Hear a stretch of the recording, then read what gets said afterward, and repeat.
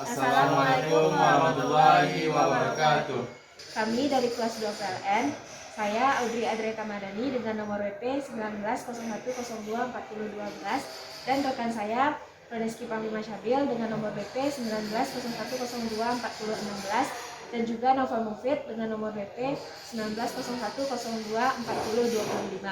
Pada kesempatan kali ini, kami akan menjelaskan tentang komponen, rangkaian, dan juga cara kerja dari panel penerangan pada rumah sederhana.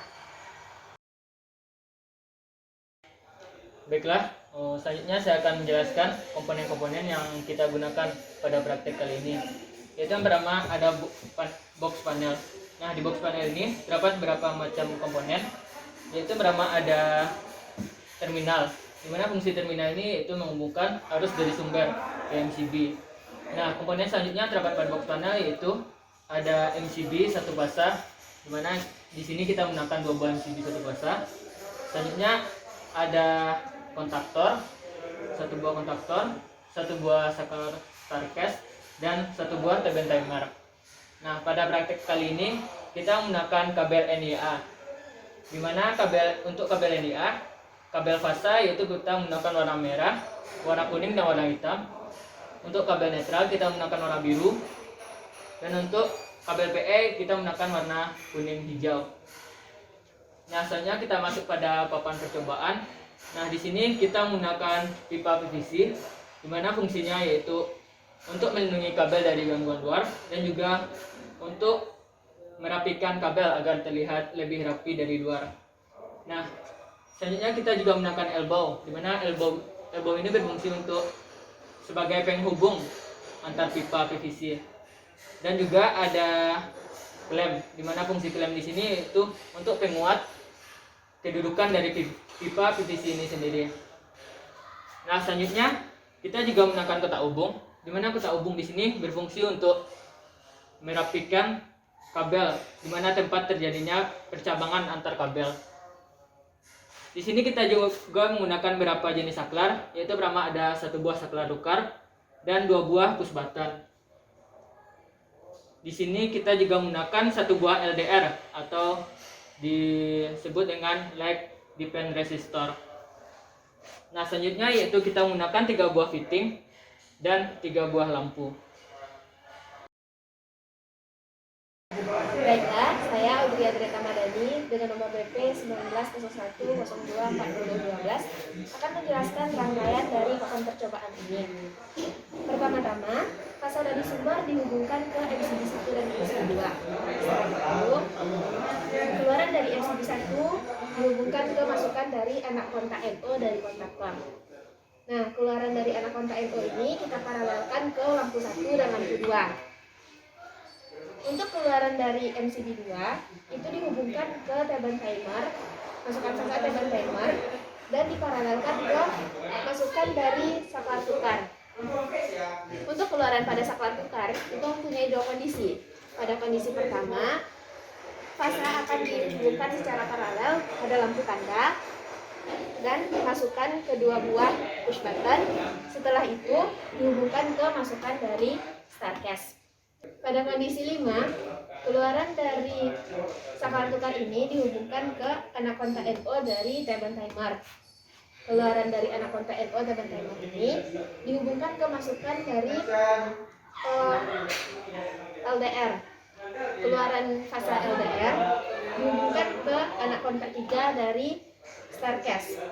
Anak kontak 3 starcast ini juga kita paralelkan dengan A1 dari kontaktor. Setelah itu, untuk anak kontak 4 dari starcast kita hubungkan ke masing-masing keluaran dari push button. Kemudian untuk netral, pada netral kita hubungkan ke masing-masing komponen, yaitu turbine timer, starcast, kemudian lampu 1, lampu 2, lampu tanda, dan juga LDR. Baiklah, saya Roneski Panglima Syabil dengan nomor BP 1901024016 akan menjelaskan cara kerja dari job yang telah kami kerjakan. Pertama, harus mengalir dari sumber ke MCB. Dari MCB akan mengalir ke komponen-komponen yang berada di panel. Dan pada saat sekarang saklar tukar menunjukkan pada kondisi 4 dengan ditandainya lampu tanda yang menyala. Pada kondisi 4 ini, keluaran dari saklar tukar mengalir ke push button dan staircase. Untuk menghidupkan lampu 1 dan lampu 2, kita harus menekan salah satu push button. Pada saat push button ditekan, maka staircase menerima tegangan sesaat dari push button, sehingga pada staircase ini adanya medan elektromagnetik yang menyebabkan staircase ini aktif.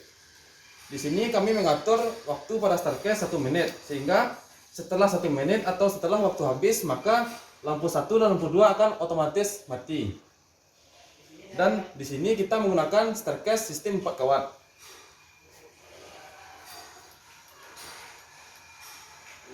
Sekarang kita akan menunggu waktu untuk lampu 1 dan lampu 2 mati atau untuk staircase waktunya habis.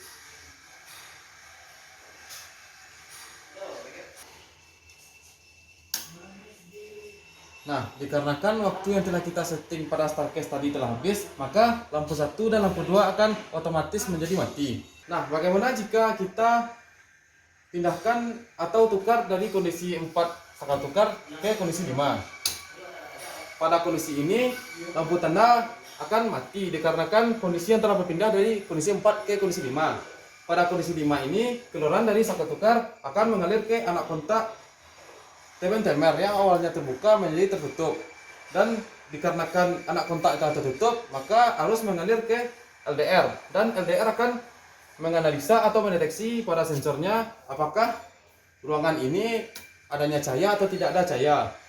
Dan pada saat pertama kali arus mengalir pada LDR ini, LDR mendeteksi tidak ada cahaya pada sensornya, sehingga lampu 1 dan lampu 2 otomatis menyala. Dan dikarenakan setelah beberapa saat LDR mendeteksi adanya cahaya pada ruangan ini, maka lampu 1 dan lampu 2 akan mati dikarenakan sensornya yang sudah mendeteksi adanya cahaya pada ruangan ini. Nah, bagaimana jika kita tutup sensor dari LDR tersebut? Apakah lampu 1 dan lampu 2 itu menyala?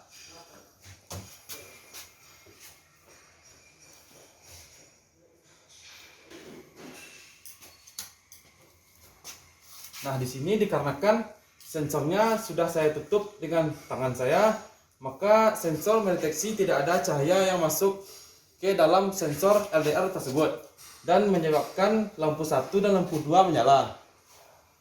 Baiklah, itulah yang dapat saya sampaikan. Terlebih kurang saya mohon maaf. Terima kasih. Sekian yang dapat kami sampaikan. Mohon maaf apabila ada kekurangan.